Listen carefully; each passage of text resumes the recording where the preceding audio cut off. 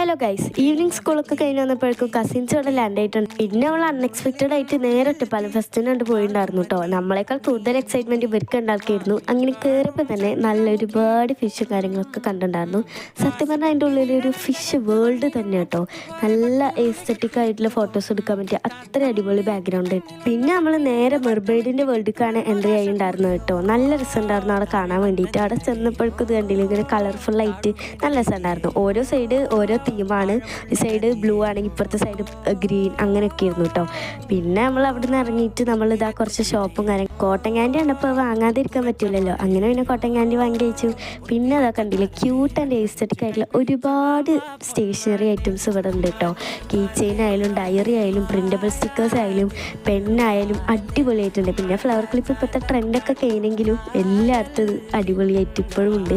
അപ്പം കുറേ കമ്മലായാലും കുറേ ഐറ്റംസ് ഉണ്ടെങ്കിലും എനിക്ക് ആദ്യം കണ്ടുപോയത് ഇതാ ഈ ഒരു ഫ്ലവർ ക്ലിപ്പ് തന്നെ ഇരുന്നു. അങ്ങനെ പിന്നെ അതിന് ഞാനൊന്ന് എടുത്തിട്ടുണ്ടായിരുന്നു കേട്ടോ. പിന്നെ ഗൈസ്, ഇവിടെ ഒരു കമ്മലുടെ ഫുൾ വേൾഡ് തന്നെ ഉണ്ട് കേട്ടോ.